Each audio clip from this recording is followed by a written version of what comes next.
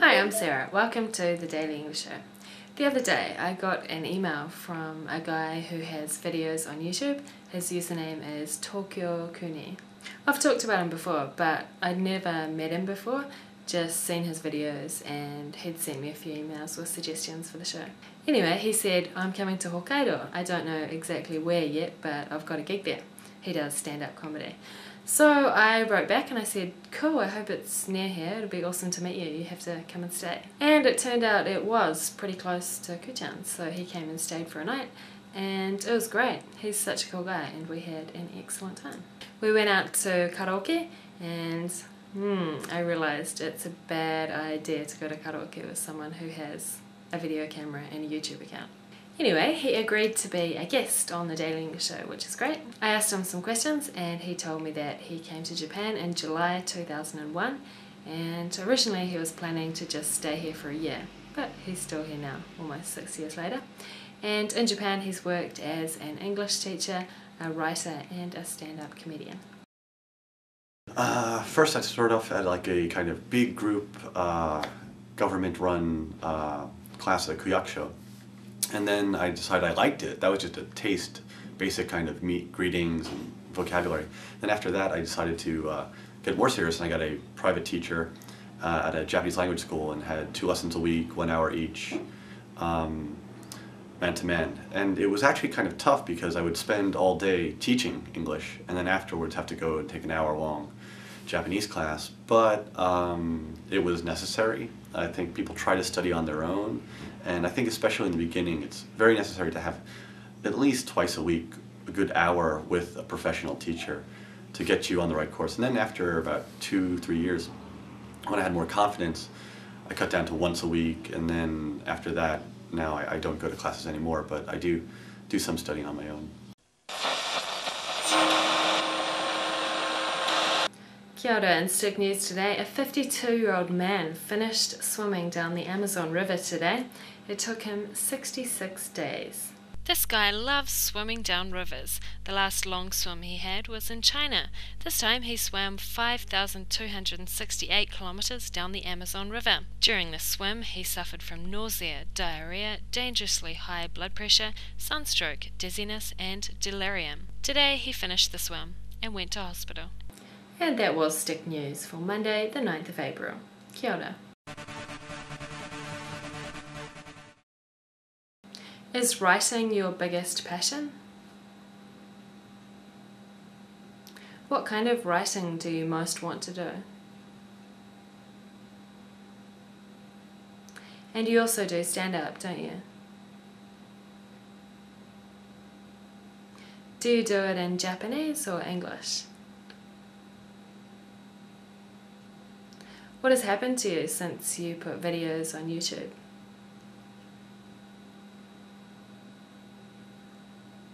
Have you been recognized?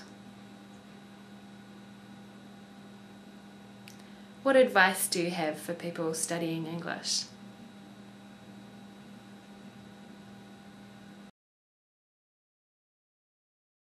Yes. Of course I do love teaching, but since I was a kid I've always wanted to write, and I had expected that my trip to Japan would be just something to look back on later on as a writer and use it as material.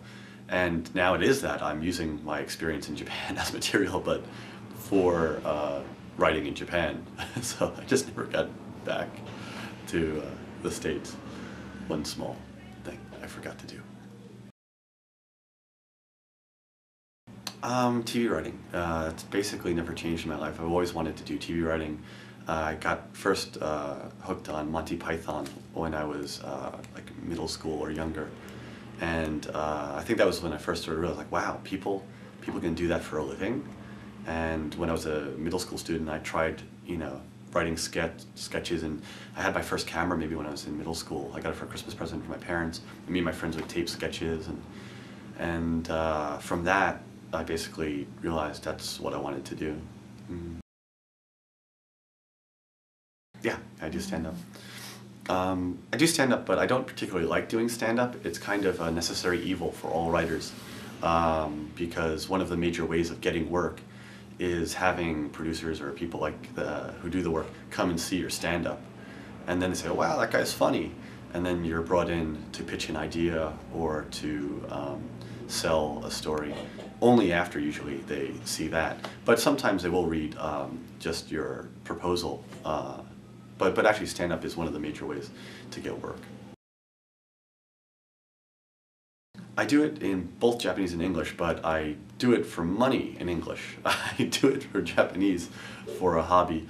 It's the next step I have to take in my own studying of language, which is to start performing regularly in Japanese, but it's very, very scary. I've done it a couple times, and then on my YouTube video, there's one video where I do stand-up. I did for this thing called the R1 competition, and the video I have up there is the first time I ever performed stand-up in front of people in Japanese, and it was frightening experience. Yeah, if you think jikoshokai is scary, try doing 3 minutes of comedy in front of an auditorium of Japanese people and having that first 30 seconds of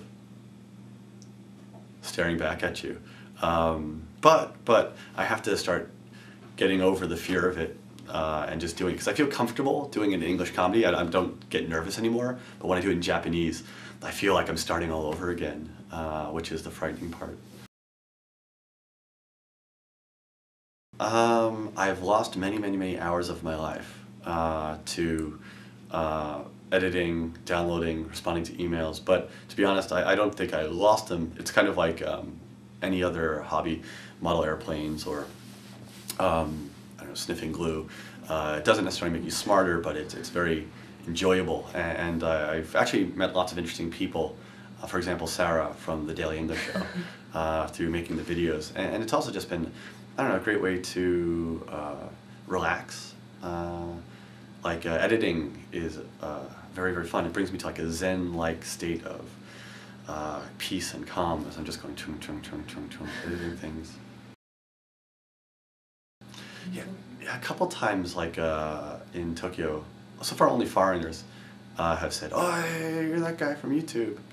And that's been about the extent of it. The one cool thing though is one of my friends back in the States, one of his friends sent him a link to one of my videos without knowing that it was his friend who had made the video. And so wow, that's a weird small world, 6 degrees of separation kind of thing. Don't take it so seriously, but that doesn't mean don't commit time to it. You have to commit and know that if you really want to learn it, you have to spend time, money, energy, willpower to do it, but it has to retain what the whole point is, which is just trying to communicate with someone. I think people approach it like a science sometimes, that kills the fun and kills the whole point, which is trying to say something to other people or understand what other people are trying to say to you. And another key point is have something to say, have a point to why you're trying to communicate. Otherwise, it'll be very difficult to learn how to communicate. But I've always noticed when I have something I want to say, somehow I will be able to communicate that point to the person I'm talking to. But if I don't really like the person or want to talk to them, I can't really communicate with them because I have nothing I want to say. So keeping that communication aspect of it and the fun of it really will help you learn it faster, because you'll want to learn it. You'll want to use it, What did Kevin say he got hooked on in middle school? Glue, Monty Python, sushi. B. What did he say performing stand-up in Japanese is like? Scary, silly, surreal. A. What did he say happened to him since he put videos on YouTube? He lost many hours of his life. He lost his model airplane. He lost his mind. A. Has he ever been recognized from YouTube? Yes, by the American paparazzi. Yes, by the Japanese paparazzi. Yes, by a couple of foreigners. C. What advice did he have for English students? Be more serious about it. Don't take it so seriously. Dude, seriously, get a life. B. And that was the Daily English Show. See you tomorrow.